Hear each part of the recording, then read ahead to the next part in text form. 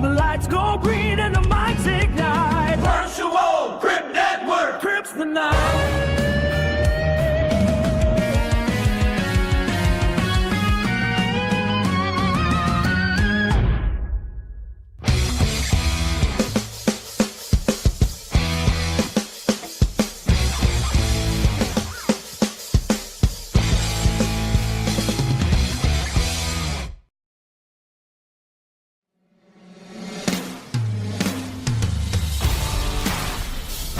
Streaming cyberspace into your place. From, where the heck are we? Stafford Motor Speedway is where we are. This is for YesterYear Racing, where the past meets the present. Introduces 2009 to the now in the running. Hey, I know the name of the race, the OBLR Spring Sizzle. That's right, the 5th round on the YesterYear Racing Tour Modified Series 2026 schedule. And you yourself can witness all the green to checker flag action live that happens. Where? Well, right here on the Virtual Grid Network. Hey, you know, after 4 races deep into the schedule, Eric Stout has 3 poles, 2 wins, leads all drivers in bonus points, but inconsistency is the reason.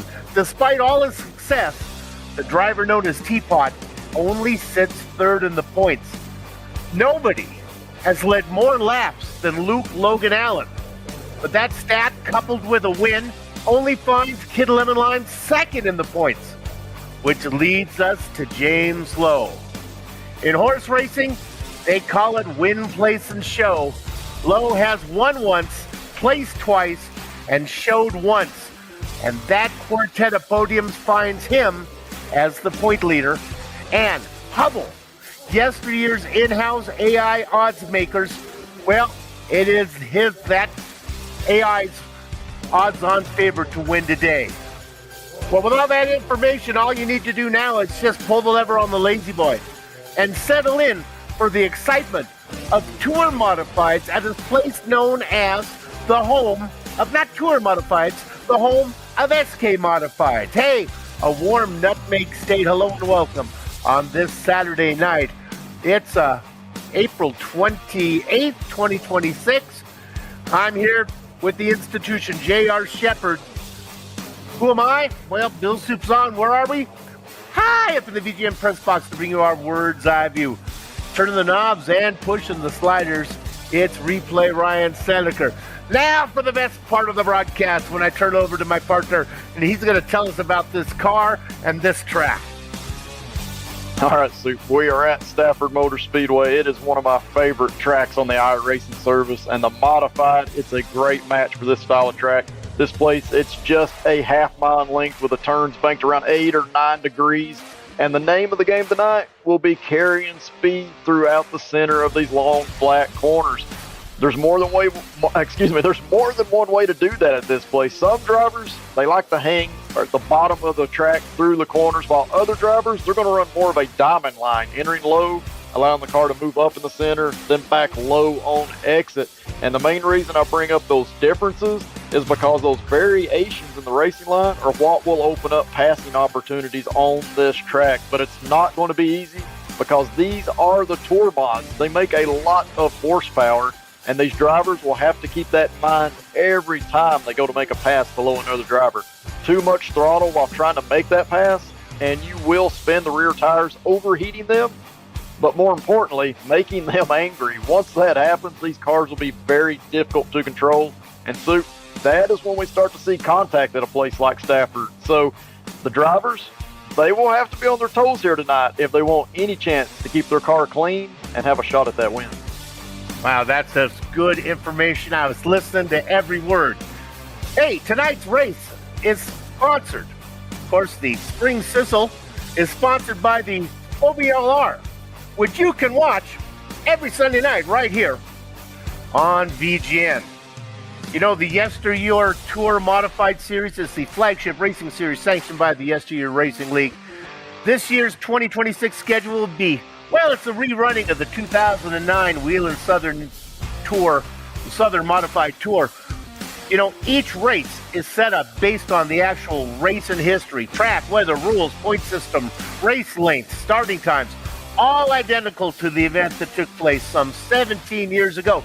Tonight's race is based on the 2009 Spring Sizzler, which was the 37th annual running of that famed Tour Modified race. 32 drivers took the grid that day, and when the checker flag waved, well, it was defending NASCAR Wheel and Tour Modified champion Ted Christopher who took the checkered flag and set a record by winning his not once, not first, not second, not third, not fourth. A ballot question on rent control? Here are the facts. It's a rent mandate for every city and town. Studies show rents could go up. Finding a place to live gets even harder. And property taxes go up 10%. Say no to rent mandates. Pressure washer companies spent billions making sure you never discover what I'm about to show you about your garden hose. And I just tested a strange $39 nozzle that made my standard garden hose blast harder than my $600 pressure washer. And now I understand why the major pressure washer manufacturers have tried twice to get this thing pulled off the market. Over the past 9 years, I've made a living reviewing outdoor tools and cleaning equipment on YouTube, pressure washers, surface cleaners, hose attachments, the whole range, and I've exposed more overpriced junk than I can count. When a small engineering firm contacted me asking if I'd test a hose nozzle that allegedly eliminates the need for a pressure washer entirely, my first reaction was to laugh. But their emails kept coming, claiming their product could deliver 3,000 PSI of cleaning power from any standard garden hose without electricity, without a motor, and without a pump. And I told them that was physically impossible and offered to publicly call them out if they wanted to send me a sample. They sent one anyway, and what happened next completely changed how I look at the entire pressure washing industry. When the package arrived, I expected another cheap plastic nozzle that would crack after 2 uses or spray water everywhere except where you aimed it. But the second I screwed it onto my garden hose and squeezed the trigger, something unexpected happened. A jet of water hit my concrete driveway so hard it instantly cut a clean white line through 4 years of black tire marks and ground in grime. I stood there staring at it for a good 10 seconds before I even moved. That shouldn't have been possible from a garden hose. My actual pressure washer, the $600 gas-powered one sitting in my garage that takes 15 minutes to set up, and another 10 minutes of yanking the pull cord to start, barely cleaned that same driveway last summer. But this nozzle did it in one pass. I spent the next 2 hours testing it on everything I could find. Driveway, sidewalk, patio furniture, vinyl siding, my truck, the concrete pad under my grill that hadn't been cleaned in 3 years. Every single surface came out looking like it was professionally done, and that's when I realized something was seriously wrong with what I'd been telling my audience for years. And I went back to my garage and looked at my pressure washer. $600 when I bought it, $85 for a new pump seal last year, $120 for a carburetor rebuild the year before that, $40 in gas every season, and it still took me 20 minutes of fighting with it every time I wanted to clean anything. Then I looked at this nozzle sitting on my workbench, $39. No engine, no pump, no gas, no electricity, no moving parts. It screws onto any garden hose in 5 seconds and delivers more cleaning power than this machine I'd spent nearly $1,000 maintaining. I tested it for 3 more weeks on every property I could get access to. My neighbor's deck that was so covered in mildew, it looked green. My brother's brick patio with years of moss buildup, a buddy's commercial building with grease stains all over the parking area, my father-in-law's vinyl siding that he'd been quoted $800 to have professionally cleaned. Every single job came out spotless. The product is called HoseHawk Pro, and once I understood what it actually does, I realized why pressure washer companies want it gone.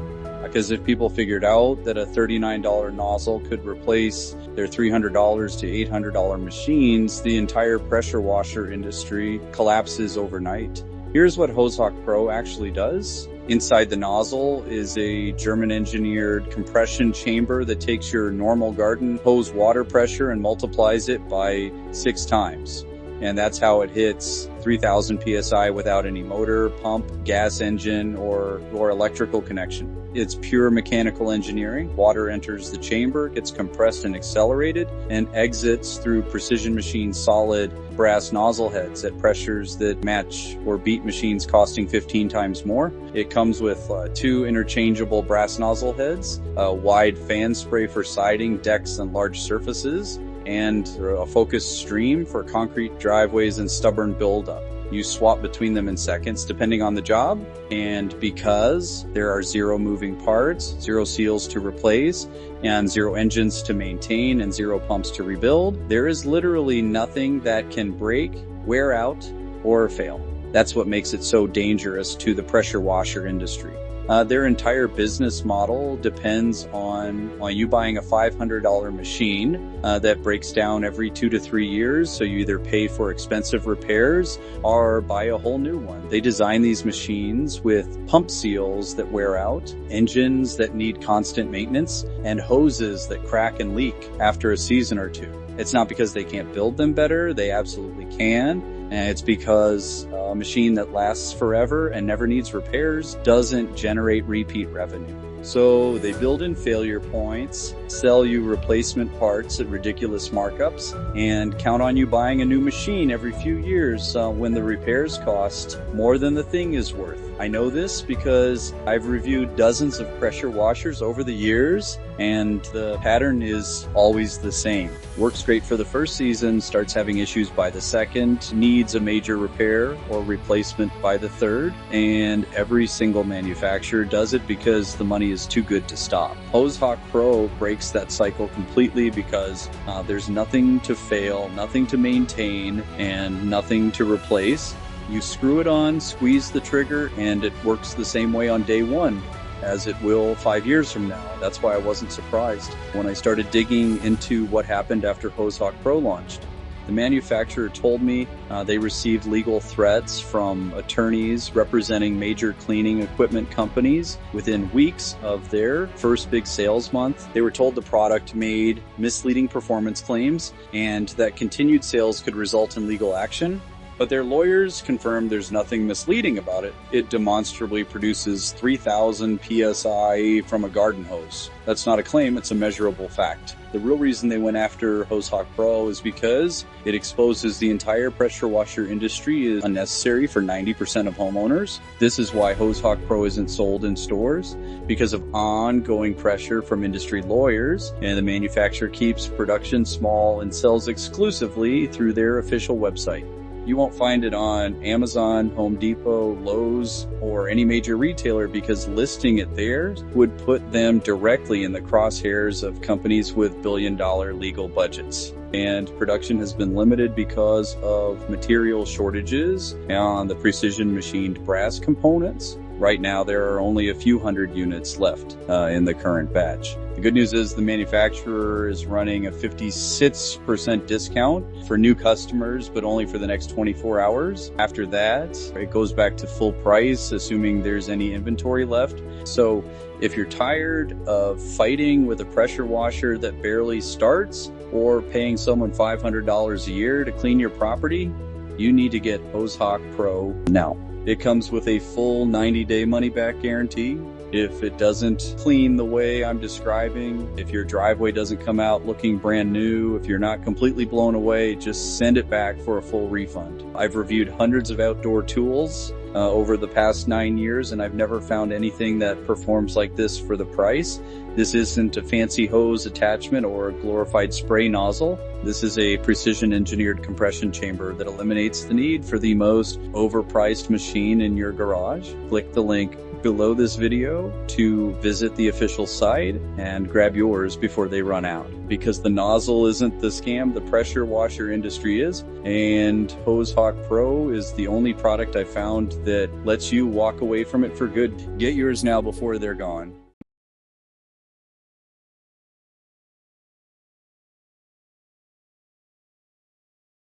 His 5th Spring Sizzle event.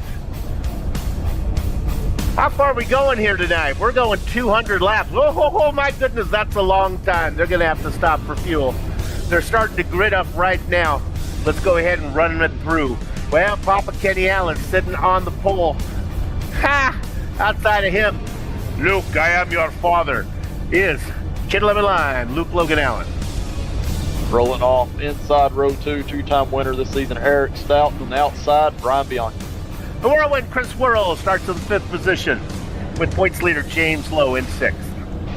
Rolling off in 7th place, that 87 car, Todd Liston. On the outside, the 77 car, Roger Hurley. It's always fun to watch Scott Negus race. He'll be starting in 9th position. Jerry Isaacs, we know him from Sunday nights over in the OBRR. He'll be starting in 10th. Rolling off inside row 6, we got Todd Cousins, and on the outside, Rex Hoyle. Go to the donut shop, ask for some dozen donuts, and if the baker's nice, he'll give you 13. Starting in that position is Alan Wanamaker. He's going to be flanked by Jeff Lemire. Rolling off 15th place, we got Torrance Childs. 16th place, Josh Buckley. 17 and 18th, Robert Carrasco. And it's going to be Brian Johnson. And the last car on the field tonight, taking an EOL, will be Brian Neff in that 60 car. Oh, are we professionals here as we wrap up all the information right when the music stops? That's called hitting the post. The perfectly mesmerizing Josie Kirkland behind the wheel of our pace truck tonight. 200 laps. JR, oh my goodness. This could be a long one if it's messy. But on the other hand, you don't get a lot of cautions here sometimes because they spin out of the way. Absolutely. So I think it is definitely going to be a tire management type of race. You're going to have to take care of those tires. Like you said, I don't expect a ton of cautions to come out from accidents occurring because cars spin to the inside. iRacing doesn't throw it. Da-da-da-da. It's the Allen family up top, and it is Kid Lemon Line getting the jump. The youngster out in front of his dad who races on the inside. They are still Cialis bathtubs down the back straight. Momentum of favor on the top side. 3rd and 4th, that is Eric Stout and Brian Bianchi with a little bit of a bump back there, Chris Worrell. Yeah, Luke Logan, I have no idea how he's able to run the outside like he does. He went so far up in turn 1 and 2, there should have been no grip. You can see the marbles up there from practice, but he made it work. He's got that lead. Boy, they are pretty much single file. You see a little bit of too wide racing farther back, but now as I scroll through the field, boy, it did not take them long. All 19 drivers in a string. Absolutely, and that's what these drivers want to do. We talked about it. It is a 200-lap race. There is going to have to be some type of tire management if you want to make it to at least halfway. These are very high horsepower cars, very easy to spin the tires, even when you're out there by yourself. So a lot of management. I expect the right rear tire to be the most critical here tonight. That feeling you get when you're getting an incredible deal. That feeling of value. That's why you shop Ocean State Job Lot. Here, you'll always find a lot more for a lot less.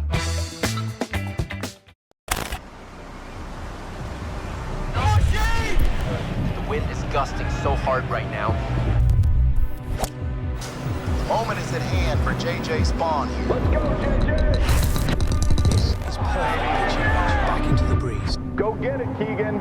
It's good when everything depends on it. A winner again. It's good when it's Z-Star.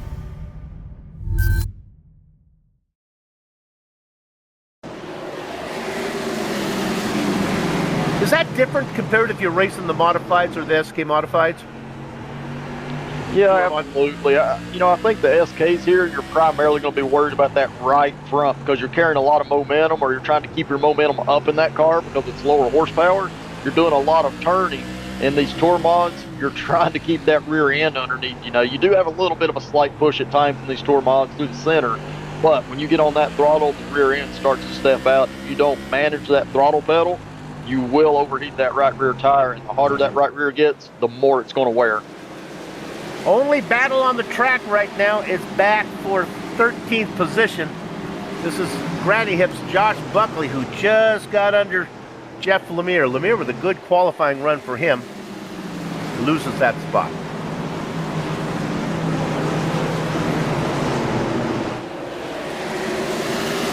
Looking at guys who have picked up positions. Buckley's up 3. That's the best there is.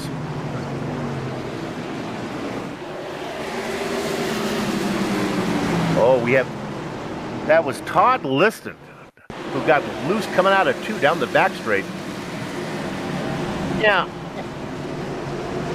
Yeah, that was definitely a hardware issue, and I can tell you when that happens, he probably had no idea where he was at. He did a very nice job of getting out of everyone's way. That is not easy to do.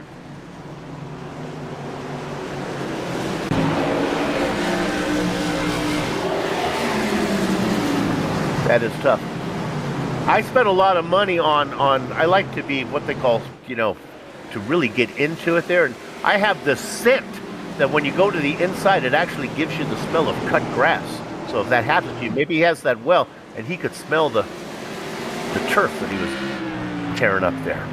Nevertheless, we say goodbye to Todd Liston. I like this view that we're looking at right now from Brian Bianchi. What I noticed is Brian, I think, is a little bit on attack mode. He's trying to get by Eric Stout.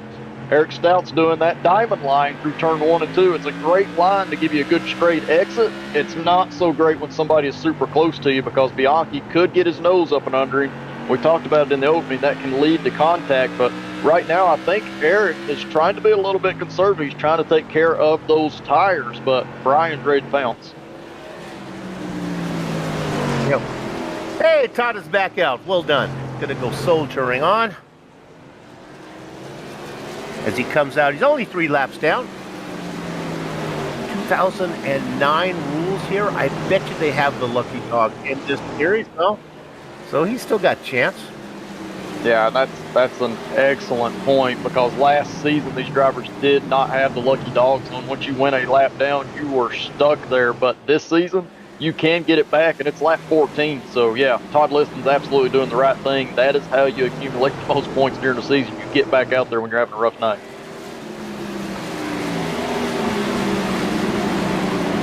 JR, are they in a line because the passing is so hard, or do you think it's because they know it's 200 laps?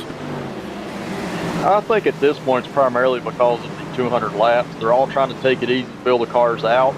We do have a very hot track temperature out there. It was around 125 degrees when we started, so that is going to lead to some handling issues, especially as those tire temps come up. The car's going to start sliding around a lot more, not only on corner exit when you apply that throttle, but also on corner entry. So I think a lot of these drivers are just trying to fill things out. Once they are comfortable, get 20, 30 laps under their belt, that's when they'll start trying to race and make some passes. But right now, nobody is in a hurry. It's 200 laps. Good on the back of Luke's car. Nice little shout out to Mama Allen. Oh, that's very sweet.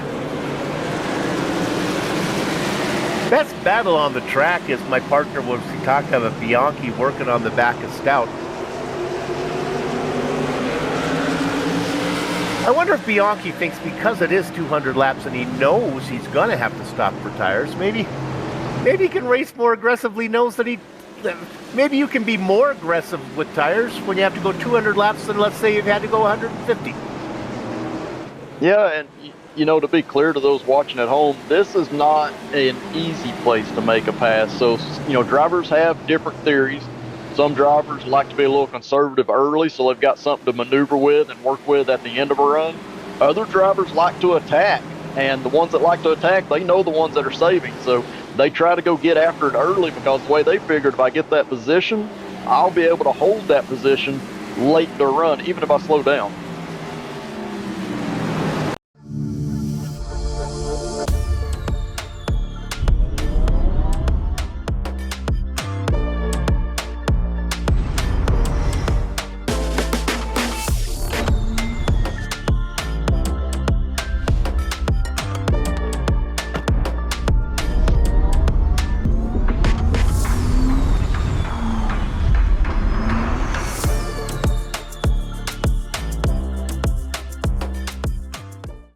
Is it time to say yep to Vyepti? Vyepti is an IV infusion that helps prevent migraine attacks. Chronic migraine patients saw 23 fewer migraine days on average per treatment. And it's just 4 30-minute IV treatments a year. Don't take if allergic to Vyepti. Allergic reactions, high blood pressure, and Raynaud's, which causes numb or painful fingers or toes, can happen. Get help right away for rash, swelling of the face, lips, tongue, or throat, or trouble breathing, hives, and facial redness. Common side effects are stuffy nose, scratchy throat, and allergic reactions. Ask your doctor about Vyepti. There's a There's a pass for you. That's Wanamaker on the inside of Jeff Lemire. We've seen Jeff lose a couple spots. Disadvantage of qualifying so well for Lemire as he drops down now into 14th. Granny Hips. He's coming. He's our big mover. Up 4 spots is Josh Buckley. Yeah, and this is about the point in the run. You know, we talked about that 20 or 30 lap distance into a tire run. This is where you're going to start to see the drivers that have taken care of their tires, because they will slowly start to make some passes. They'll start to close in on those drivers ahead of them. We talked about Buckley. He's already up those 4 spots. He's closing in on Rex Hoyle in front of him. Let's go up front and look at the racing line between the two Allens. You would think because of, well, just the way the genes work and blood. Uh-oh. Oh, yeah, no caution, but Eric Stout and Brian Bianchi, we talked about those varying racing lines. I bet they had some contact through the center of the corner that knocked them into the grass. We get a replay here, and you can see the big lead that Stout had going into turn 1, but Bianchi is able to wrap that inside. And, yeah, absolutely, Bianchi's Nerf bar was there when Stout was coming back down the track. And that is typical contact here at Stafford. There's no caution. We stay green. We got a battle up front right now. It's Allen on the inside, Allen on the outside. New leader, Allen. Yeah, and the good thing about that, I don't think they're going to race each other too hard. They understand how early in the race it is, and obviously don't want to make each other mad or lose time, because the one thing they see in their mirror is what we just talked about, that accident that happened for 3rd and 4th place. Look at the lead that they have now. It's over 2 seconds back to Worrell. I apologize. I really thought that Allen was going to get the pass made on Allen, but that did not happen. So Allen continues to lead. He has led 25 of the 26 laps out there. Oh, no, that's right. I'm sorry. I got my Allens confused. We do. That's right. Papa in front of Son. Now we're riding on board with Worrell. He's a new 3rd place driver in line. And, you know, the one driver that did not want to see any type of contact early was Eric Stout. We know he's at a deficit in this league. He's obviously won 2 races super fast. He did not need to lose any points tonight. Now we see him way back there exiting turn 2 in that. Oh, we got some contact going into 3. Got Rex Hoyle there. You know, both those guys spin. Buckley and Hoyle. That was, I'm looking at Bianchi was in a battle there. Bianchi also got into, oh, that was Stout. That was the incident from before. Yeah, there's nothing that you see Stout starting to make a move. He is going to be faster than these drivers, obviously, but he's going to have to be methodical about how he comes through the field. He also might be able to play some different strategy that could potentially get him back up front if we have a timely caution. But we've seen a lot of action so far, and there's been no cautions. That's a little bit typical of Stafford. It's hard to bring out a caution here. Nip makes the pass there on Terrence Childs. And just ahead, remember Bianchi and Stout got together? Bianchi picks up the spot, getting underneath Jeff Lemire. We've seen a lot of Lemire on the screen today, mostly being passed. Yeah, back up front, we can see that the 2 Allens are staying nose to tail. You know, you kind of expected after Luke got past that Ken might kind of march away, but these 2 have kind of stayed together, and I've noticed that Luke's kind of changed his racing line a little bit differently. So that's something that, as a student of the sport, you've got to be paying attention to drivers around you. If someone passes you, that doesn't mean you just keep doing what you're doing. Look at what they're doing. You might find something that helps you out. My goodness. Fun battle up there. You know, we looked off the tail of Luke Logan Allen as we have this battle going far back. We'll get to this back in a second here so we get this sorted out. That is Todd Cousins, I think, getting the best of Isaac, yeah. Yeah, and this is a tight battle. You can see those cars all in a line, and what can happen there, we noticed it up front, but it didn't bother them because it was just those two drivers. If one of these lead cars has a little bit of a bobble in the corner, gets a little bit loose, has to check up, the third, fourth car back will not know what's going on and will be on the throttle and will run right back at these guys, and it can cause a big mess. These modifieds, we talk about it all the time, they're hard to see out of, and when you're that third or fourth car in line, you have no idea what's going on. So I always get a little bit tense when I see the cars this close together, a pack like this. As we ride on board, Roger Hurley.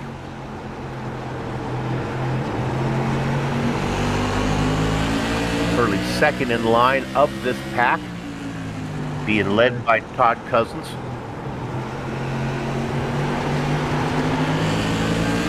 And let me just correct myself there. Hurley a little farther back. He is third in line. He's got Isaacs ahead of him and then Cousins. Behind him, Buckley and Rex Hoyle.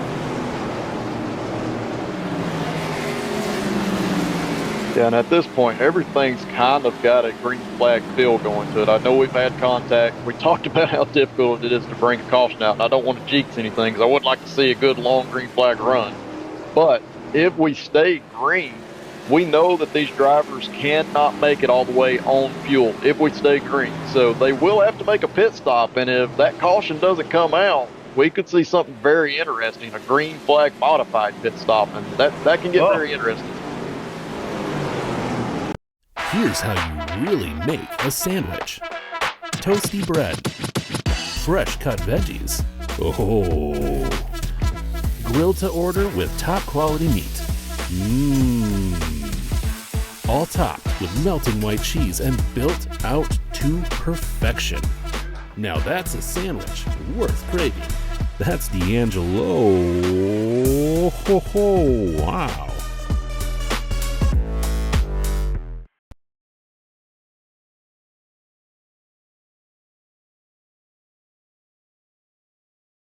Velociraptor makes storing and transporting bikes effortless, from garage to trailhead, maximizing your riding time. And when you're done, our hitch-mounted racks include a space-saving vertical garage mode, and quick conversion lets you roll bikes in and out with ease. Versatile and convenient, Velociraptor has you covered. So the Whirlwind, bringing his partner with him, James Lowe. They race in third and fourth. They're trying to run down the front two. All you little soldiers in Soup's clipboard army, why don't you mark this down? Lap 42, the gap from second place, Luke Logan Allen, back to Chris Worrell, 1.25 seconds. Director, earlier on, we were riding on the back of Luke Logan Allen. We saw it said, "Hi, Mom." Can we go on the back of his dad? I'd like to see if the car, if he's done the same, it says, it should say, "Hi, wife." It does not say "Hi, wife." That's it's rude.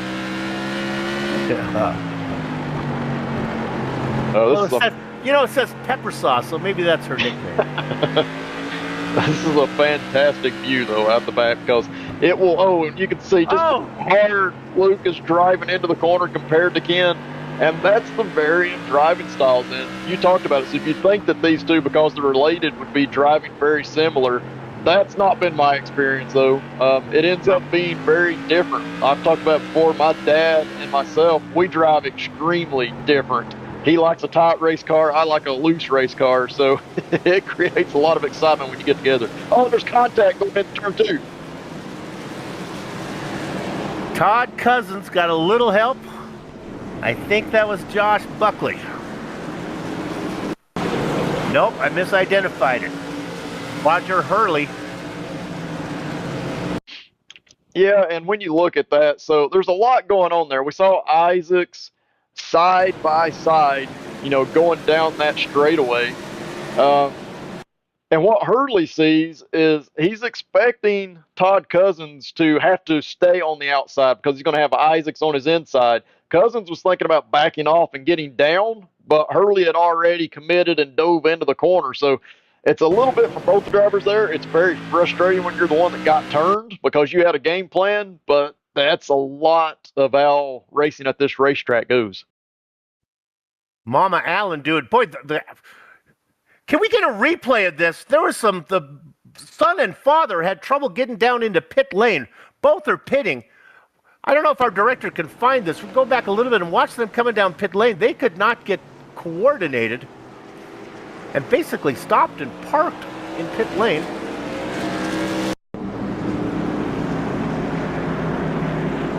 Okay, now watch this. Watch the 2 leaders come in. Everything seems fine.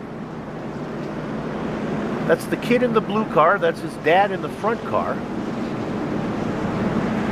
You would think, living in the same household, that they, I mean, can you imagine one guy going up the stairs and one guy going down the stairs? They're just, excuse me, no, after you, excuse me. There we go. Yeah, I'm not sure what's going on with that, Sue. Yeah, that's a little odd for sure. They were able to get away with it. I don't think either one of them lost positions. What I did notice out of that is it did not appear that any of them took tires. They're wanting to save that tire set, but this was very important because you need fuel to finish this race. They're going to go ahead and get their fueling done now, and that can be big later in the race. Even if they don't get back to the lead, if we get a late caution, people come in and get tires, they're going to have a quicker pit stop. It takes a long time to put fuel in these cars. That's a really interesting point. Neff, Hurley, and Childs all picking up black flags.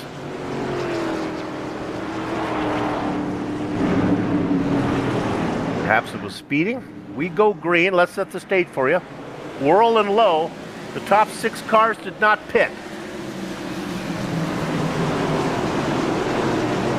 Yeah, and as long as we don't get a caution, which, you know, cautions breed caution, but as long as we don't get a caution, those drivers that just pitted are going to be in the best seat in the house. But even if we do, I think they still have the advantage because they don't have to take fuel. They can come in and get tires, and they will be out in front of these leaders. But they've got to keep it clean. These are tense moments after a restart. Boy, the black flags are being handed out very freely as Cousins has picked up black flag.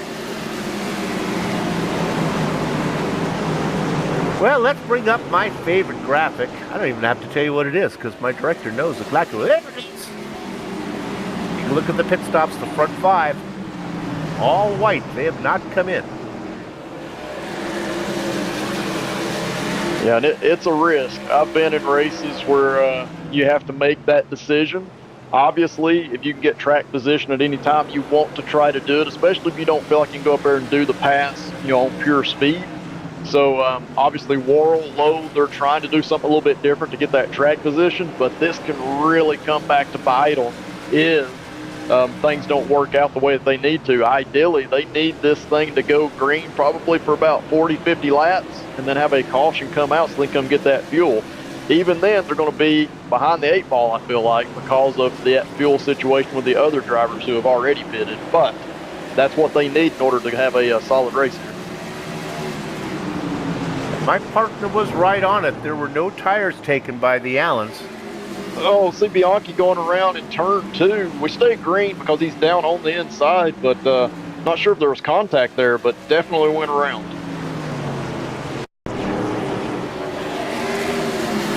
Yeah, just all by himself, and may have gotten in there a little too hot, gotten up into the marbles, and these cars, they will get loose if you get in that situation. See him, he's still sliding around a little bit. Probably got those rear tires a little bit too hot. That feeling you get when you're getting an incredible deal. When you're spending less and getting more. When every aisle offers quality items at the best prices. That feeling of value. That's why you shop Ocean State Job Lot. Shop your local Ocean State Job Lot for all the things you need. Here, you'll always find a lot more for a lot less.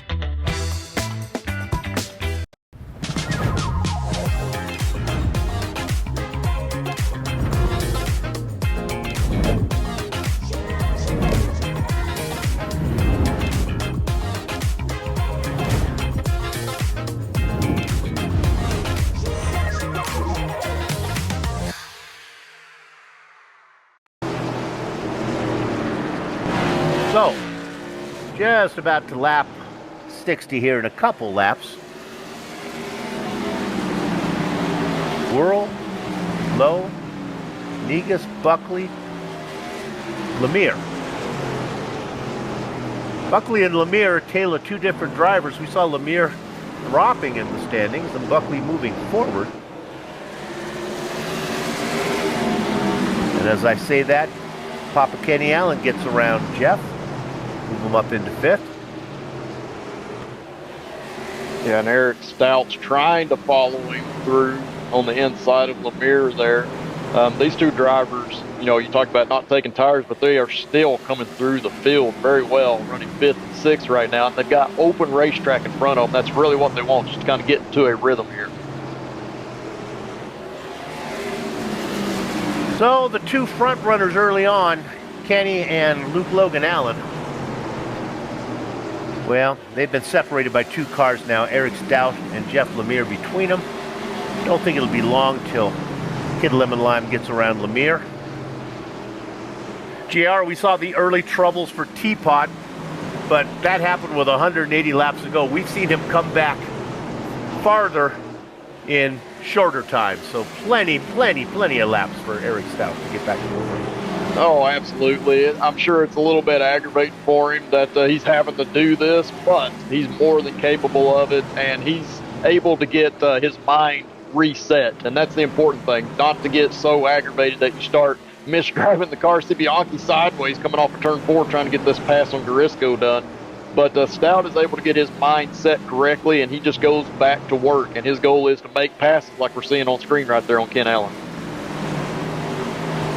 Somebody needs to go in and give Brian Bianchi a glass of iced tea or something. He's been frantic out there today.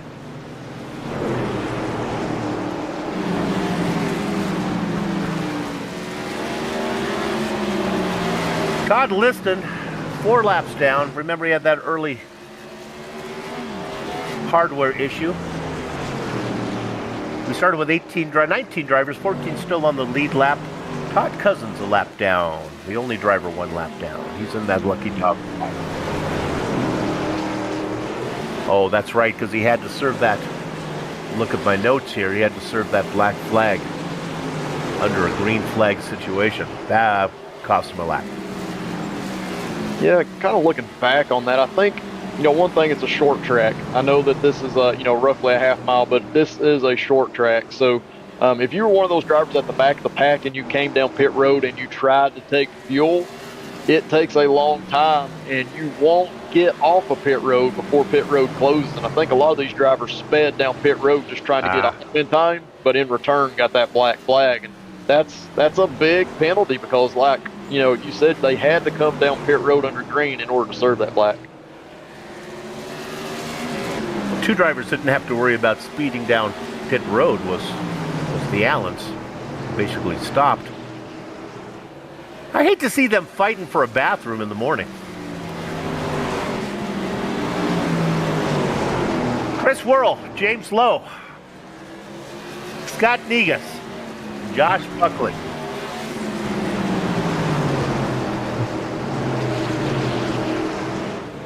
Yeah, and we can see, you know, looking head on at Chris Worrell, he's starting to move around a little bit. And the one thing he doesn't want to see, we're at the point in the race where these drivers are trying to turn laps. They're only on lap 70 of 200, trying to just click off those laps.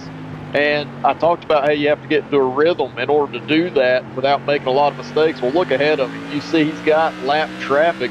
He does not want to see that because that means he's going to have to alter what he has been doing in order to get these passes made. If he doesn't do it correctly, James Lowe's going to pounce on that and pass him.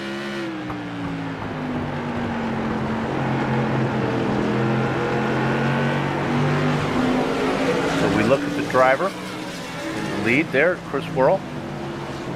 Let me set the stage for you. The front 4 guys have been out the whole time. No surprise, the leader of all the cars who made that stop 24 laps ago, Eric Stout, ahead of Kenny Allen. Those guys were, of course, qualified very well. They were up front. Stout had the early problem. Both of them came in for tires. Luke Logan Allen.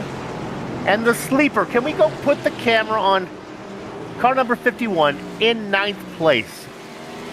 Poor Jerry Isaacs. He always has good results, and he doesn't get the screen time because he does it under the radar.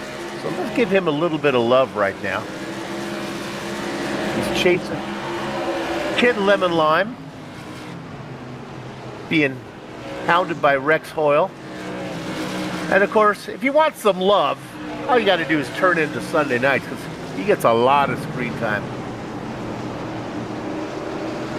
on that OBRL broadcast. One of the dominant drivers over there. Oh, in the wall was Luke Logan Allen. He fights back.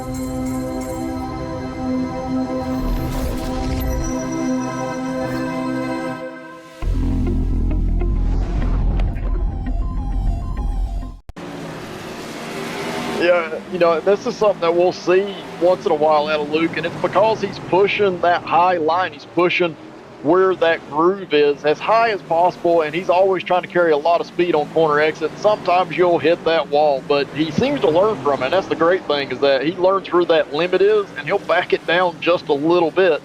It's probably going to cost him because Isaacs was able to make that move. I wonder if the wall's a little softer if you're hit it while you're racing the high side rather than, oh, hits it again. He's going to test out how hard that wall is. The good thing with these modified Soup is that if you hit it square, which he definitely did that time, you're going to have that roll bar on the outside, the Nerf bar on the side there that kind of absorbs a lot of that energy, and it doesn't seem to affect these modifieds. But now if you hit it with that right front, that's when you're going to have issues. He's smacking it every time out of corner number 4. That's the 3rd time in a row. Yeah, he's driving hard. You can see him sideways coming off of turn 2. He's at a little bit of a deficit. So I talked about those drivers that pitted and took fuel. It's great because now you can make it the rest of the way. But the issue that he's got is that he has worn tires that are hot, and he's got heavier fuel load. So he's got a heavier rear end, and that's going to make that rear end move around quite a bit, especially on corner entry and on corner exit. And you can see him, he's getting a little too high there up in the marbles. And now he tucks down, surrenders Casper. That's Todd Cousins, a lap down that got around him. And now here comes Bianchi. Bianchi's had an eventful race, and there's Luke hitting it again. Yeah, look, Luke's had an eventful night. And the thing is, I talked about it in the opening. Once you make these tires angry, once they get super hot, it's so difficult to control it. You get some of that right there where the car will slide up on corner entry, it moves around in the center, and then on exit, it is hard to keep it straight, and you end up bouncing off the wall. And that's kind of what he's running into right now. Niga's on the top side, Granny Hips Buckley on the bottom. Where is Scott going? You can see the cars are not handling good right now. Scott's not one of the drivers that pitted. He's on the same fuel load as what he started, but his car is still moving around. And you're going to, pretty well be calm when you're single file with nobody around you that's, trying to make a pass. But once that car gets on the inside, you start to push a little bit harder. And the harder you push, the worse the car handles. He's going to go too high on corner entry that time. That's going to cost him. See all the marbles on that right front tire as you pull back down the track. So he's going to have to get that tire cleaned off to have some more grip. Yeah. My goodness. They're both on the same strategy, but I think Buckley may have taken a little easier early on. Jer, I know you're always uncomfortable when I throw you a compliment, but I've done so many races with you, and it kind of applies out here. The saying is, when the going gets tough, the tough get going. And I always thought that you were at your best when the cars were miserable. And I wonder if some of these guys have an advantage racing a miserable car as some of this are right now. Yes, absolutely. So I was always somebody that I liked when the cars weren't handling good, because then it became more of a driver's track, and the driver could make up for what the car was lacking on. And that means how you're applying the brake, how you're applying the throttle, the line that you're choosing. That can make a big difference in creating lap time around the track. And it's hard to explain to those that are not used to having to search around and do something different. But sometimes slower is better. I know that sounds ironic when it comes to racing, but sometimes slower through the corners is better. And a lot of these drivers that can handle those difficult situations, they were not the fastest at the beginning of this race, but they've got speed now that the tires are worn and it's becoming difficult to control. So with that said, let's look at the 2 leaders and look at the difference. They're struggling, but look how they seem relatively smooth, as I'm going to watch them prove me wrong as they get in the wall, but they do not. These 2 teammates, I don't know if their lap times are as fast as they were earlier, but they're not wrestling the cars like some of the other guys.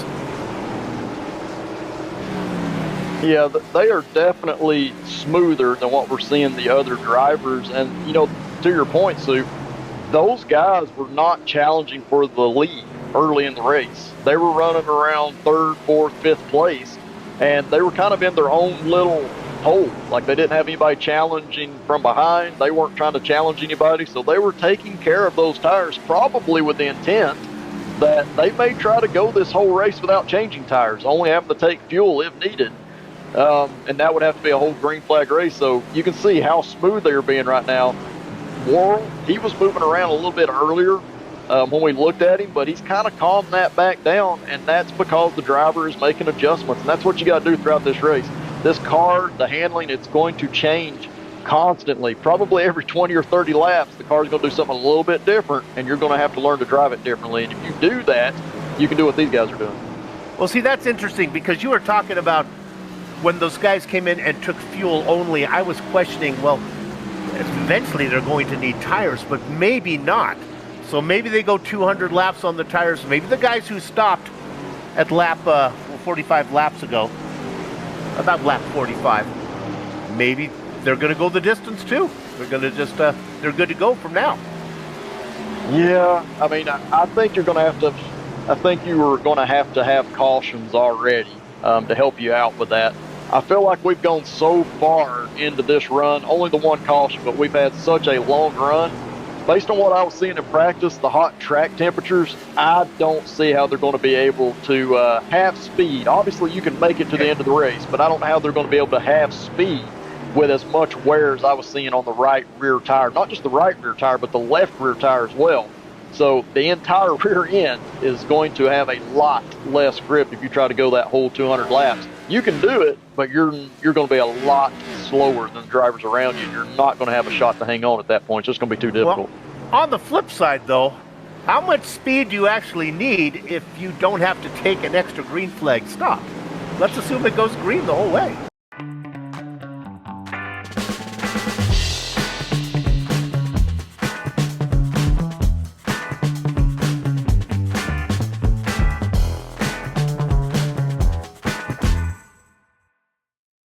Do you need a bike rack that can carry bikes for the whole crew? The redesigned Velocirax Max securely carries up to 7 bikes, perfect for families, friends, or big adventures. Ready to unload your bikes? Pull down on the release lever and let our patented self-lowering dampers do all the work for you. In under 30 seconds, your bikes are unstrapped and ready to hit the trail. When you're done, roll your bikes right back into the tire baskets, capable of each carrying up to 100 pounds of bike weight. Easily secure the front and back tires using our heavy-duty straps, then raise the rack back into travel mode. Spend less time loading and more time exploring with Velocirax Max. I mean, yeah, and that's very true. So we know the guys that pitted, they're not worried about fuel because they've got enough to make it to the end. Now, these guys up front, we did have the one caution. Now, what I saw in practice, it looked like you were probably going to be about 25, maybe 30, but probably closer to 25 laps short with that one caution, we're probably closer to 20 laps. So these drivers that we're watching on screen are about 20 laps short. Now, from my modified experience here, you can save fuel, especially when you got a 5-second lead like these drivers have. But 20 laps, it's going to be tough to do. That's going to be tough to do. Now, I think they could get it down to 10 laps, but the 20 is going to be tough to do without losing a position. So maybe as a race fan, Director, let's go ahead and talk to some drivers that are under the radar that might be able to steal a win. Let's go back and look at car number 9, Alan Wanamaker. He came in with those guys, but he's not racing hard at all. Maybe Stout and the guys up front like Hoyle and Isaacs who are trying to maybe run down the leaders. Maybe some guys who are in the back that are back there on the Wanamaker's a lap down. So I guess we go to maybe Jerry Isaacs is the guy to look at, and Hoyle. They're still on the lead lap. Maybe they can just take it easy, save their stuff. Well, we'll see. Yeah, for those drivers, it may not be a race-winning move, but it could be a podium move. So that's absolutely what they're thinking. They're just trying to make sure that they've got enough fuel to get to the end. They're not overdriving the car. They're making sure that they can get those tires to last because, like I said, you don't have to be fast, but if you can make it to the end on fuel, you can definitely make these tires last to there. And we've got Thornton Dawes, looks like he's coming down pit road. Not sure. He was back at the end of the pack, so he's coming in. Luke Logan Allen just goes a lap down. My goodness, he was racing for the lead. He had 25 laps out in front, and now a lap down. Yeah, and I think, we saw him struggling a little bit. There's obviously been a lot of things going on, some side-by-side racing, got his tires overheated, I believe, from that. But once you get these tires angry, this is what happens. Your lap time drops off significantly, and you're just not able to get it back. You've got to slow the car down so much to try to bring those tire temps down to where you have some type of grip that you end up going a lap down, and that's what he's kind of experiencing right now. It's going to be tough. Brian Bianchi going for a ride. He saves it. I don't think he's going to bring out the caution. That's one way to cool the tires down, get it on that nice lawn. Absolutely. He's going to have a little bit of lack of grip, though. He's got to get those tires cleaned off steep sideways coming off of turn 4. I was just going to talk about Brian. I was going to say that maybe he's one of the drivers that might be able to just go fast enough and stay on the lead lap and sneak one in there, but now that doesn't happen to him. Yeah, and watching that replay, a lot of what you experience in modifieds in general, especially with the Tour modified, is that when you go off into turn 1 and 2 here, after you've had several laps on the tires, the car will start to develop a push through the center of the corner. That means you typically start trying to put more wheel into it to get the car to handle, and you're also trying to get back on the throttle because drivers are greedy. We got to get back on the throttle to create some speed. And when you do that, you get a push-loose condition. The car moves up the track until the front end grabs, and then the rear end kicks around on you. And that's kind of what we saw there with Bianchi. So, Director, let's bring up that pit stop graphic again and show the viewers one more time what we're looking at. Worrell, Lowe, Buckley, and Negus. We think they all have to come in. We're positive they have to come in again. My partner says they just won't have enough fuel to get to the end, no matter how slow they go. So that means you got to turn your attention to Stout and Allen. They don't have to catch the guys up front. Rex Hoyle is the next one. Now, Lemire, you see him in there. He has to come in. But Hoyle in third of that alternate strategy. Yeah, and it's interesting, too. So I've been kind of watching lap times for the last 30 laps or so. And there for a while, the two leaders, Worrell and Lowe, they were significantly faster than anybody on track by about a quarter of a second. Now, they have their original fuel load, and these modifieds are notorious for the less fuel you got in it, the faster laps you can turn. The guys that pitted, like Stout and Allen, they were running, like I said, a quarter of a second slower. They had the heavier fuel load that they were trying to do. Now we're getting to that point in the run where they have equalized. They are running the same lap times as the leaders, so it's starting to swing the other way. So you're telling me, I pay attention to every word you say. You're telling me that sometimes it's an advantage to have older tires and a lighter fuel load than to have fresh tires and a full tank?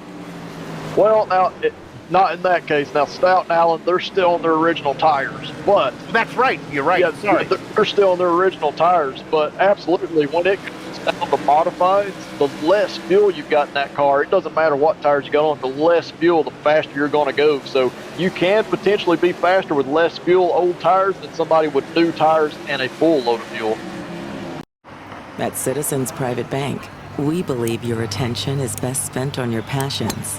That's why we dedicate our attention to your financial life.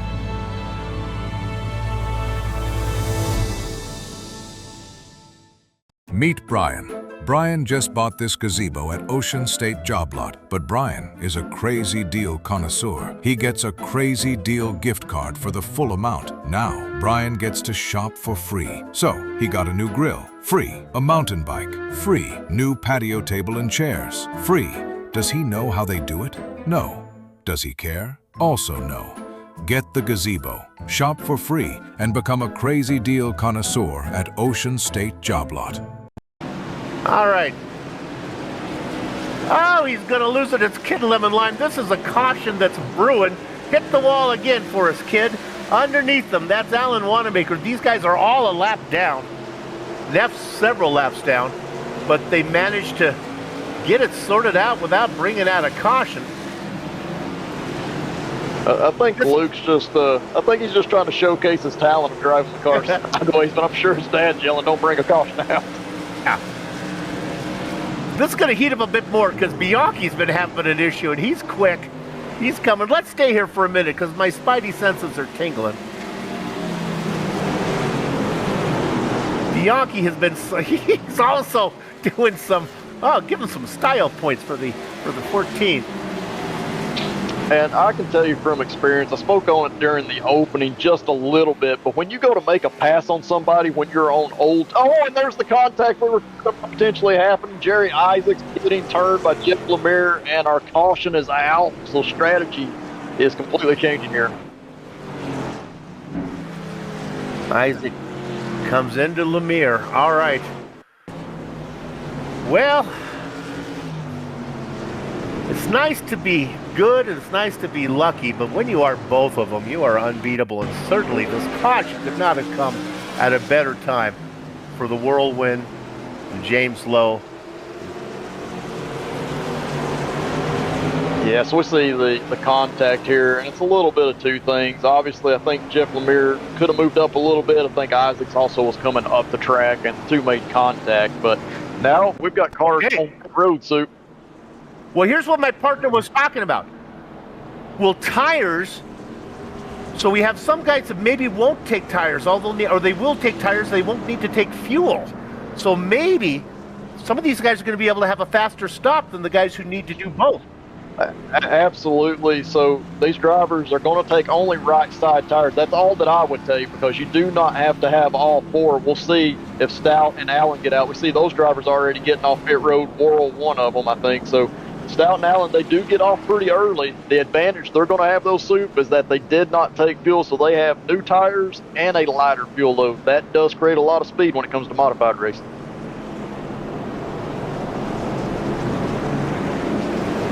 So Whirl goes in first and comes out first. Stout and Allen have quick stops. James Lowe, a slow stop. I wonder maybe if Lowe decided, I'll take four. I have plenty of time. Yeah. Maybe four tires for James Lowe. Yeah, kind of checked. He definitely took four tires. I see his left side up on the Jag. So, yeah, he took four tires, trying to see if that would be an advantage.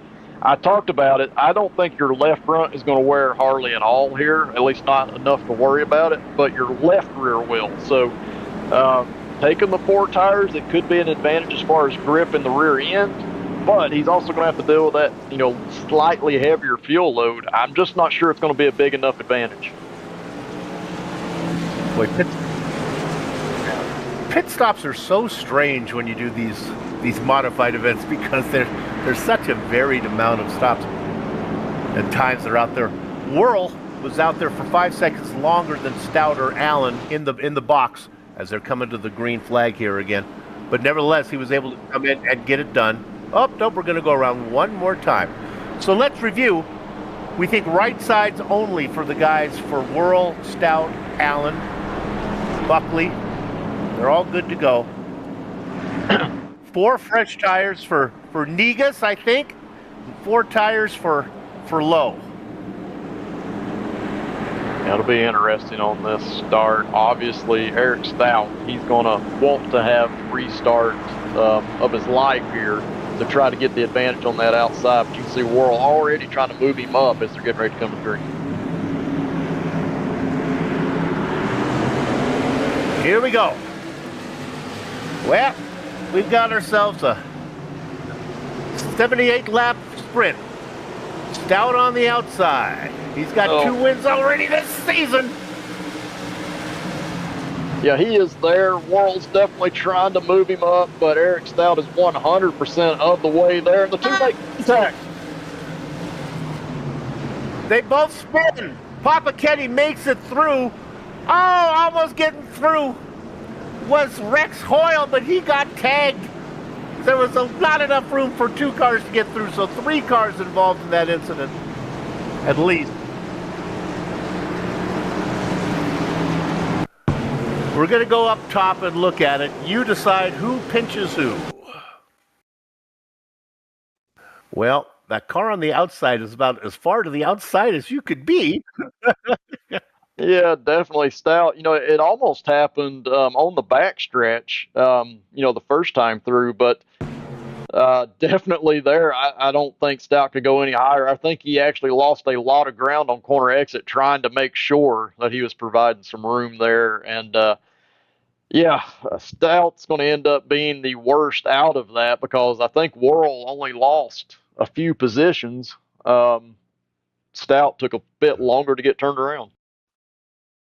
There they go. Worrell comes in to try to get some damage fixed. He comes down to pit lane.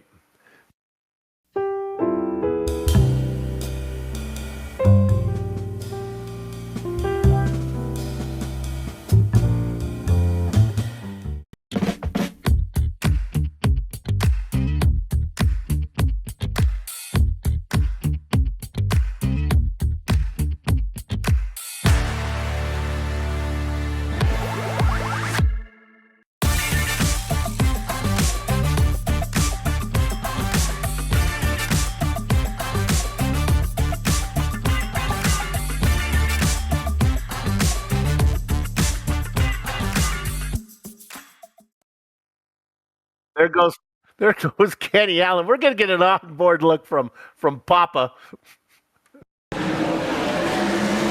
Boy, talk about being in the popcorn position. Boy, you can't see anything of these cars. No, not at all. It's very difficult to see. And to be fair, Stout, I think, was just trying to get out from under Worrell. Probably didn't even see Kenny Allen down to the inside. It was that contact that actually sent Stout around. But at the end of the day, you talked about it on that last restart. You know, James Lowe having a bad pit stop because he took 4 tires. That right there completely gifted James Lowe multiple rows on this restart. He's going to be restarting 3rd, and he's got the 4 fresh tires. Director, I'm looking to see if we can talk to Kenny Allen. Do you see him in there? I can't find him.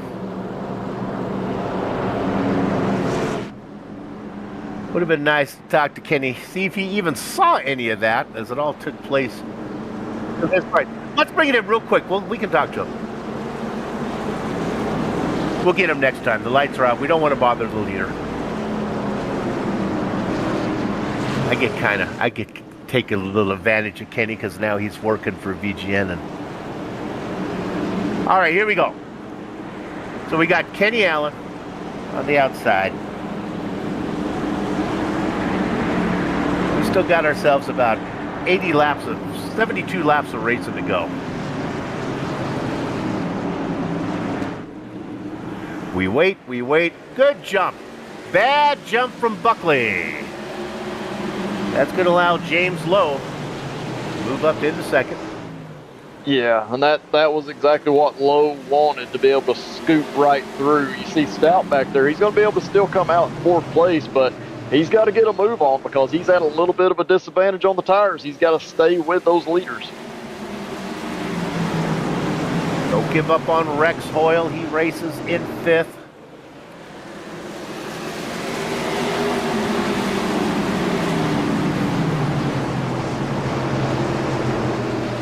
More black flags for drivers. Wanamaker and Liston pick them up.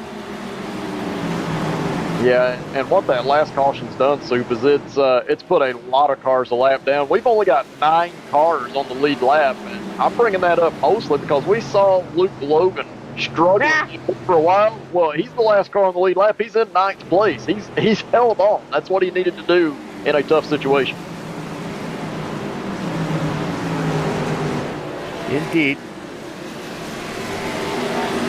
Let's go ahead and put the camera and get a nice glove shot here for car number 15, Jeff Lemire.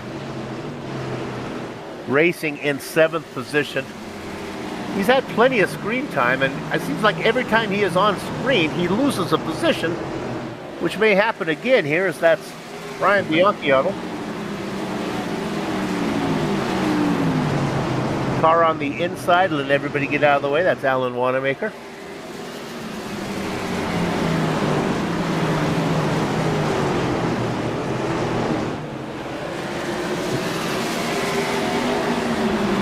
The guy I want to keep an eye on is Rex Hoyle. I think he's the sleeper, but Negus would like to get this spot in the...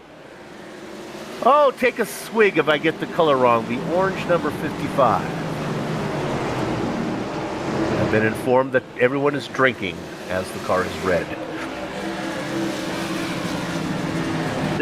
Yeah, absolutely. Definitely a red car, but Negus is a driver I've kind of watched. We've not talked about him a whole lot in the race tonight, but he's kind of been in a hole by himself, which is great. You know, you're running your own race, taking care of your car, running it only as hard as you need to. Now he's kind of in a battle with some drivers, and he's caught Hoyle, but he's had tons of speed throughout this race, been right around that top 5 the entire time. And I don't think he's had to work his way around Hoyle yet in this race. So this is something a little bit new for these drivers. Definitely Hoyle taking advantage of that restart.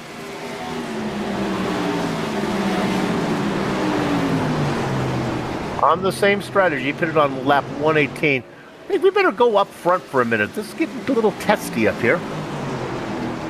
Kenny Allen being hounded by James Lowe. There's a history between them earlier this season. They got together. Wins were lost and stolen. Yeah, absolutely. And that's going to be on Ken Allen's mind. I will say, you know, at the beginning of the race, we saw Luke Logan be able to take the lead and really pull away from Ken. Ken was a driver that came on stronger at the end of that run. So I think Ken's doing a nice job of taking care of his tires, not overdriving the car. You can see how straight his car is throughout the entire corner, and that leads to good tire temperature, which leads to grip. So we'll see if he can hold on, because James, he definitely has the 4 tires. He's looking to attack, but if Ken can hold off that momentum, especially on corner exit, he's got a shot to maintain that lead. You can see on the tower, the other big name, Stout, in 4th. And well, now he's up to 3rd. Yeah, and I'll be honest, Buckley is a very smart driver, so I don't think he was going to waste a whole lot of time racing with Stout there. I think he realized Stout had a little more speed. There's still 58 laps left to go in this race. Got to make sure you got something at the end, and it would not surprise me if Buckley's not challenging one of those 3 drivers ahead of him late in this race. So you got to be very calculating in the moves that you do and when you choose to fight or not fight on the racetrack. I put curing hepatitis C on my to-day list. Epclusa treats all types of chronic hepatitis C with a 98% cure rate. Epclusa is 1 pill, once a day, for 12 weeks. If you've had hepatitis B, it may flare up and cause serious liver problems during and after treatment. Tell your doctor if you've had hepatitis B, liver or kidney problems, HIV, and all medicines and supplements you take. Taking amiodarone with Epclusa may cause a serious slowing of your heart rate. Most common side effects include headache and tiredness. Ask your doctor about Epclusa today. Just shampoo like you do. Try Just for Men Control GX Gray Reducing Shampoo.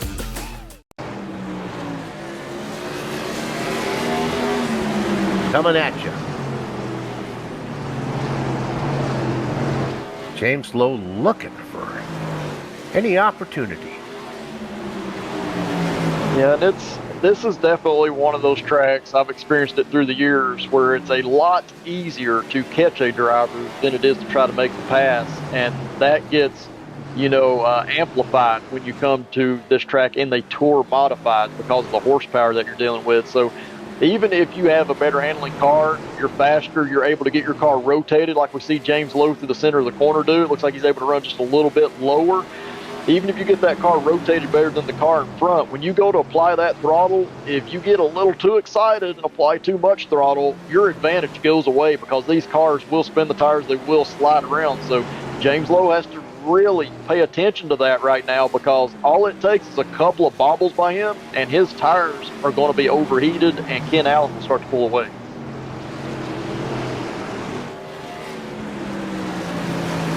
We're almost at the three-quarter mark.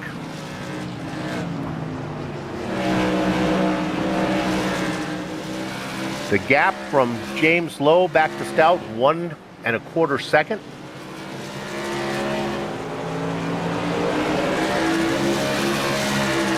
Yeah, and I've seen some drivers do this in the past. I don't know that Ken wants to do this right now, and it may happen unintentionally, but Stout's the next driver in line. Now, Stout's a little over 1 1/4 seconds back. If Allen's able to slow that pace down enough, it'll give James Lowe something else to think about, and that'll be a car from behind trying to pass him, and that makes it a little easier for the leader when you've got that. That's what Ken Allen really needs right now so he can focus on his race. Without a driver behind James Lowe can run whatever lane he wants to try to make that pass. Folks, this is like seeing Sats Koch or the Loch Ness Monster. You're going to hear Soup contradict my partner on this one. There is no way that having Lowe and Stout behind me is better than just having one of them. But I understand your philosophy. Man, there's no way I'd love to talk to Kenny right now. Racing involves a lot of being uncomfortable throughout the majority of the race. So it's fun when you're the fastest driver and you pull away from everybody, but that doesn't happen very often.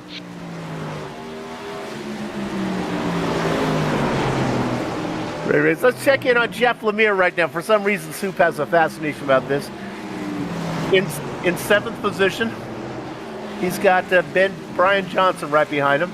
Just like to get a little screen time for Lemire when he's not being passed. All right, that's enough because he's about to be passed. We don't need to see him go backwards again. No, and that could be, we see drivers really getting tight, especially on corner entry there. So that could be contact waiting to happen.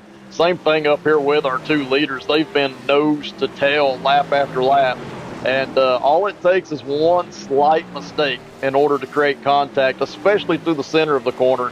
And we can already see James Lowe, he's running a lower line through 1 and 2 than what Ken Allen is. He's doing the opposite through 3 and 4. He's running a higher line. So these drivers, they're moving around trying to see what works and what doesn't work. Unfortunately for Ken, he's having to kind of look in the mirror off and on to see what James Lowe's doing. James Lowe's just focused on trying to find speed. He doesn't have to worry about what Ken is necessarily doing. He's just trying to find a way by. There is another driver coming, and here he is. Not only is he coming, he has come, and that is Scott Negus. Remember, we just saw that Negus was in a battle with Rex Hoyle. Well, he's left Hoyle long gone, and now he left Hoyle, ran down Josh Buckley, and now he's up into 4th position. So the Canadian now sets the sights on Teapot. Yeah, and that's another driver that's got the 4 tires, and now's the time to start to use them. If you've got any extra grip compared to your competitors, use them now. We're inside the 50 laps to go, so you got to start chasing it down. Negus is only 3 seconds back. I know it sounds like a lot, but it's really not if you've got a little bit of an advantage. So he's 3 seconds back and on 4 tires. So you say, well, James Lowe is on 4 tires as well. I agree, but he's stuck behind Kenny Allen, who's just on the right side. So maybe Lowe is not running as fast a pace as he could right now, and maybe that's an opportunity for Negus to get around Stout and go up and challenge for the win. Laps are ticking away.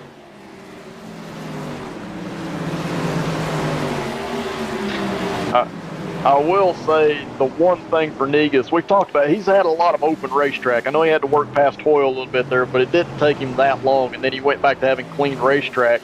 These modifieds, I know we're running on short tracks, but these modifieds create a lot of downforce on the front end of these cars, and they have huge tires that help create that grip. When you're stuck behind somebody for 30, 40 laps, it can start to overheat that tire. You lose a little bit of that downforce, a little bit of that turn to the center of the corner, and that's what James Lowe's having to battle right now. He is stuck behind Ken Allen, and if he doesn't get that pass made soon, it's going to become more and more difficult to do so. Would it not be to his advantage easier to, like, imagine he's trying to get the pass done, but yeah, if he can't get it done, back off a little bit perhaps? Yeah, it's definitely a strategy you have to think about. The thing with Lowe is he feels like he's faster, so he's continuing to set up this pass. But like I said, the longer you stay tucked up right behind Ken Allen, the more that tire is going to overheat, and that's going to create less turn through the center of the corner. You see Lowe bobble just a little bit. That's because he's starting to get a little bit tight in the center. He's putting more wheel into it, and in return, it's kicking the rear end out under throttle. So he's got to pay attention to that. He still probably has the better pace, the better tires, but they're starting to go away. Lap traffic coming up. You know, we joke about, getting out your clipboards and writing down notes, but we do it for a reason. And Stout now, the gap to Lowe, under a second. So James, my partner was talking about it, Lowe beginning to feel the pressure of making the pass because his biggest rival is coming. As they come up on lap traffic now, that's Todd Liston and, well, Lowe's teammate Chris Worrell. This could be interesting. Yeah, I talked about it. Anytime you're encountering lap traffic, it becomes difficult for you. You got to be thinking 1, 2 laps ahead of what you're going to do when you get there and how to set up that pass. I don't think Todd's going to create a whole lot of issues. Nope. He's gotten out of the way of the leaders for most of this race. He understands his situation. Chris Worrell could be an issue. We'll have to wait and see how that works out because, like you said, that is James Lowe's teammate. Liston in the 87, not a perpetual back mark, but certainly has a lot of experience out here. And boy, he does a great job. Now, usually I would say if you see him at your local Backmarker United chapter, make sure he gets a good one of the fresh donuts and a good seat up front. But Todd Liston, you're not going to see him there.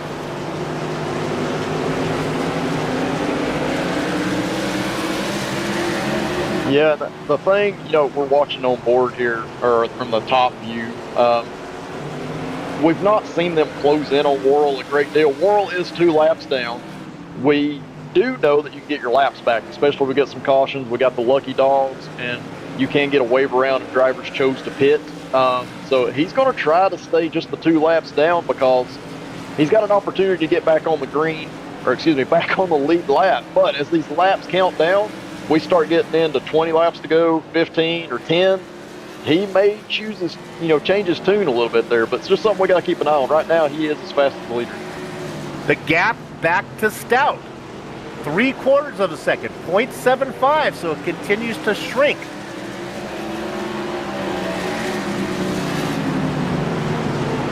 Yeah, so kind of looking at lap times, the last time by Eric Stout was about 3/4 of a tenth of a second faster than our leader this last time by. Oh, I'm sorry, James Lowe got very loose, but he's okay. Yeah, and that's what he's going to start to experience. He's working hard to get this pass made, but he's been behind Ken Allen for so many laps that he's starting to overheat his tires. So the advantage of having the 4 tires, it's starting to go away. Now, he can still be faster, but if he gets back there, he's going to have less grip than he had before. Oh, that car up on top, that is Robert Gorisco. Getting a little bit worried the leaders get through. That's not Todd Liston up there. This is a different animal altogether. That manages. I should know better than to get excited when James Lowe gets the car sideways. You think after all the laps I've seen him do it, I would not jump to conclusion. Yeah, so now you can see what that has done is that has brought our leaders right to the back of James Worrell, just a few car lengths back. So now this is going to start to negatively affect Ken, even if Worrell doesn't get in his way physically. Oh, and there's a caution out on the speedway. Oh, it's Garisco, I think, and Eric Stout in a hurry. He had no time for any nonsense with that lap car. Yeah, Eric was definitely, he needed to go. He was a little over a second back still, and he was trying to close that gap. And it sounds like it was a miscommunication just kind of on where Garisco might go. But, yeah, Eric definitely sent it down into turn 3 right there. I think he was expecting Garisco to kind of run the middle of the track, and it just did not happen. Partner, there are 9 cars on the lead lap, and we're not even at disco time yet. Not even time to boogie. Pit stops, maybe from these guys, certainly from the guys that are in the back of the, like my favorite driver today, Lemire's got to come in. Brian Johnson's got to come in for tires. Yeah, absolutely. If you haven't taken tires, come and get them. If you only took right sides and you're on the back of the lead lap, come get the left side tires. Give yourself some type of chance to make a pass here late. How about let's give some fresh tires to Kid Lemon Lime? That can't be good. Maybe they don't have tires. I don't know the rules. They have all the tires they want here in this one, I believe. They've only got one set. Most of the drivers, only took the right side, so you do have the left side still left down there if you want them. Can I talk my pit crew into putting those tires on the right side? No, they won't do that. Let's go ahead and talk to our leader if we can get Kenny Allen. Kenny, it's soup. I don't know if you wanted that caution or not. The tires cool off a little bit. How you feeling? I'm feeling good. Just riding, saving that right rear for when the challenge comes. I think Eric closing in here is going to really tighten it up. Okay, the argument in the booth, and I never get in an argument with my partner, but JR was saying, they're doubling up. Would you rather just have to fight Lowe, or are you happy now that Lowe has to worry about Stout, that he's there too? I'm happy he's got. I'm happy we've got more cars involved. Got it. All right, go get him. All right, once again, my partner was correct. They're wrong, but Kenny Allen. All right, here we go. You know what time it is. It's going to be time next time around. Oh, okay, sorry. I'm jumping the gun. I felt like it's boogie time. Guy right now, that's a battle for the lead up front. This would be way more exciting if there was music playing, but they come across the line. Watch, they're going to say side by side. They're going to wait for the music. On the inside is Ken Allen. On the outside is James Lowe. Cialis Bathtubs down the backstretch. My director knows how to do this. This is way more exciting now as they come across the line with 20 to go. If, boom, you're thinking about winning, get the mirror ball spinning. Kenny Allen puts on his dancing shoes. He holds the lead. Now, out on the dance floor, both shoes laced up tight. Is Eric Stout battling for third? It's time to boogie. I love it. Oh, yeah, and Ken Allen, he had to get his elbows out there, and that showed me that Ken's got a lot of grip in that car. He has been saving the tires because that was not easy to overcome. Lowe got the jump on the restart. It's a little bit of a disadvantage in this league at times because you go on green. Whoever sees that green first can go. It's kind of based on reaction time, and you do not get to choose your lane. So Lowe had the preferred lane when they were side by side, but Ken Allen prevailed. We talked about coming in and getting fresh rubber, the drivers up front. Unfortunately, none of them did. I don't think none of them had any rubbers to take. So now, we turn our attention to up front. Kenny Allen has led 79 laps, and a bunch of them here lately. He's got James Lowe behind him. He said he was happy that Lowe had more to think about. He's got Eric Stout there now. I think that's a mistake. Just having to worry about Lowe is all he needed. But right now, Stout is going to keep James Lowe honest. Don't forget about Scott Negus and Rex Hoyle, the guy under the radar. Yeah, and you see all of these drivers are single file, nose to tail. I'm a little bit surprised. Stout tried to make a run on that restart to get to the inside of Lowe, and his car slipped on corner exit, so that cost him a few car lengths, excuse me. He's trying to close back in, but right now, all of these drivers, they are pushing the limits on corner entry, and you can see just how close James Lowe's getting. Stout gets sideways off two. Negus takes advantage of the loss of momentum from Teapot. Now look at the top side. The 55 is going to try to power around. He gives him room. Stout on the inside. Negus on the outside. All this going on behind James Lowe continues to pester Allen. Now Negus gets loose. That's going to open the door. Here comes Rex Hoyle underneath. They begin to lose touch with the two leaders. Absolutely, we're getting some side-by-side racing back in the pack. We got Lemire and Luke Logan side-by-side racing for position. That's back for the 7th position. I hate to look at that again as Lemire's going to lose a position. The only reason we're looking at this is we could get a caution flag here. Oh, how many times has Kid Lemon Lime put it in the wall? We'll keep an eye on this. I'm going to yell to go to the lead if anything breaks out, but I think something could happen a little farther back, and that's where the caution could come. And look at that. Lemire is going to fend off the position. Well done. Yeah, Luke Logan's going to cross him back over, go down to the apron. That's going to help that car rotate, but he's got to be careful on throttle, and he does a great job. He's going to be able to come away a little ahead down the backstretch. Yeah. We stay on it. Lowe is pestering Allen, but we're not going to go there yet because this is the caution that's going to come. Oh, looked like 3 wide from that angle.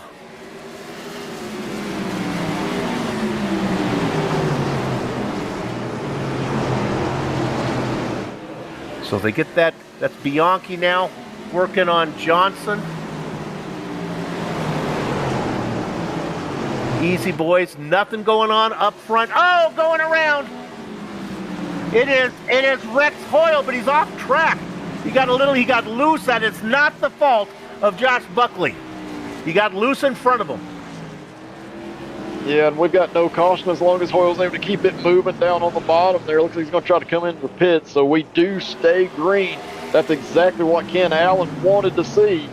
I saw James Lowe, he bobbled a little bit earlier. That created a gap. He's slowly closing in, but at the same time, Eric Stout's starting to slowly close in also. And we see James Lowe gets loose going into turn 1. Easy, don't get excited when Lowe gets loose. There you go. Side by side. It did cost him a position, though. Stout underneath them. It's a drag race out of quarter number 4. He got him. Yeah, Lowe's going to try to do the over-under, but I'm just afraid he got those rear tires too hot. He's not going to have any grip to do so. So that gives Stout the position. I'm not sure Stout's got enough time to get to Ken Allen. They're on identical strategy, so same tire wear, same fuel load. It's going to be tough. The laps begin to tick away, but we're not going to get a caution because these guys know not to bring out a late caution, fighting for a insignificant position. Oh, they continue to race back there. Easy, gentlemen. Kenny Allen, if he could, I'm talking for you, Kenny. They're not listening to me. Allen just needs it to stay green for another 4 laps and he's home free.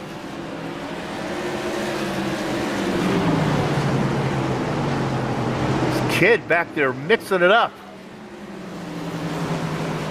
Oh, we see Bianchi all over the place right in front of Luke. And yeah, these have been the 2 most exciting drivers in this race. They have been hanging the right rear out. We see Luke do it again. So, Ken Allen would be freaking out right now if he's watching this. Come on, kid. Keep it clean for Dad. 8 corners to go. Let's go up front. Let's assume they don't bring out a caution back there fighting for those positions. Let's go up front because Stout is there now. Half a car length back. The flagman dips into his quiver, pulls out his arrow. White flag. 2 corners to go. Kenny Allen up in front. He hasn't won yet this season. He was close to winning. He had one stolen. I don't think they're going to take this one away from him. The spring sizzle is all Papa Kenny Allen. Eric Teapot Stout gets second. Your point leader, James Lowe, third. Woo! 200 laps of hard-fought racing. Strategy, skill, and a bit of luck. We're going to take a short break. We'll come back, run down the entire finishing order, talk to some of the drivers before we put a lock on the gate. Who you watching? I'll just give you the initials, BGM.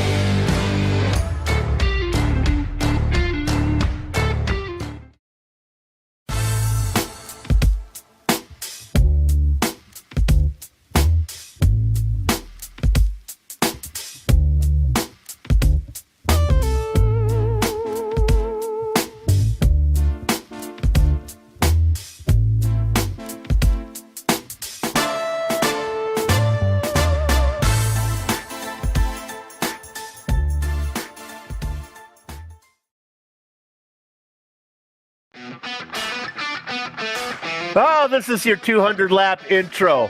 We are at Stafford. It's the YesterYear Racing League. It's the, what's the name of this thing? It's the Spring Sizzle Special. And we're BGN. Let's get right to it. The results are in. 200 laps, Kenny Allen gets the win. Eric Stout in second, James Lowe behind him. Rounding out your top 5, Josh Buckley and Scott Negus. Rounding out your top 10, Brian Bianchi, Kid Living Lime, Luke Logan Allen, Brian Johnson. Hey, Jeff Lemire gets himself a top 10 finish. Good job from him with Todd Cousins in 10th. Partner?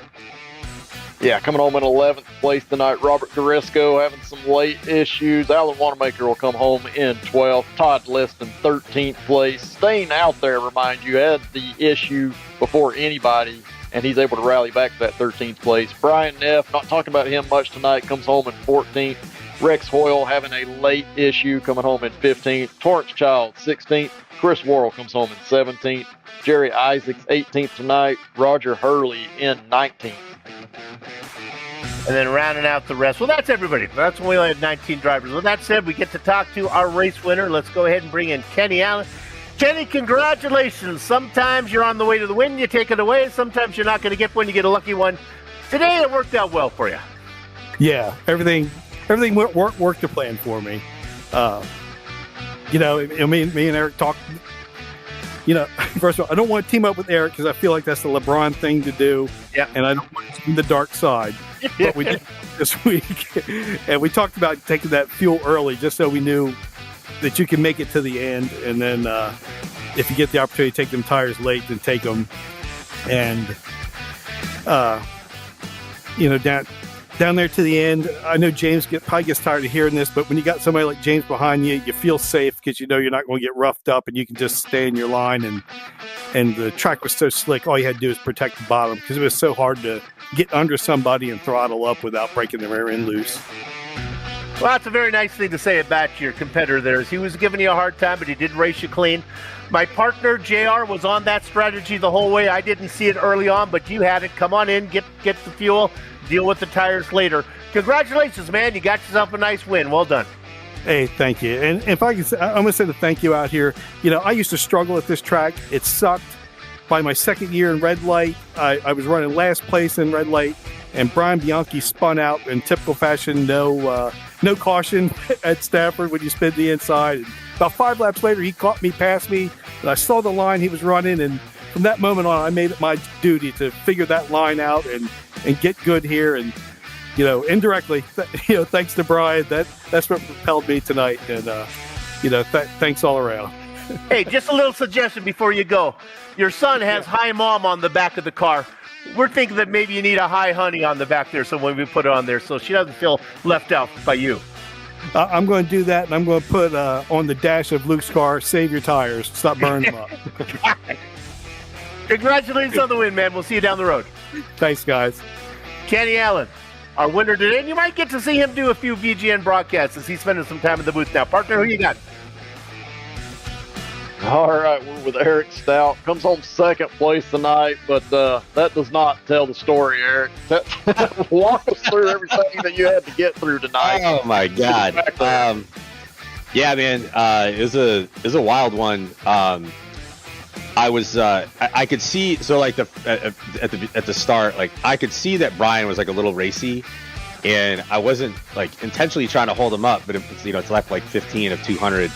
And, I want it, like, if you could, you'd be like, dude, just stick with me. Like, we'll be okay in the long run. But he just kind of kept sticking his nose. And, I'm just running like the regular racing line and we made contact.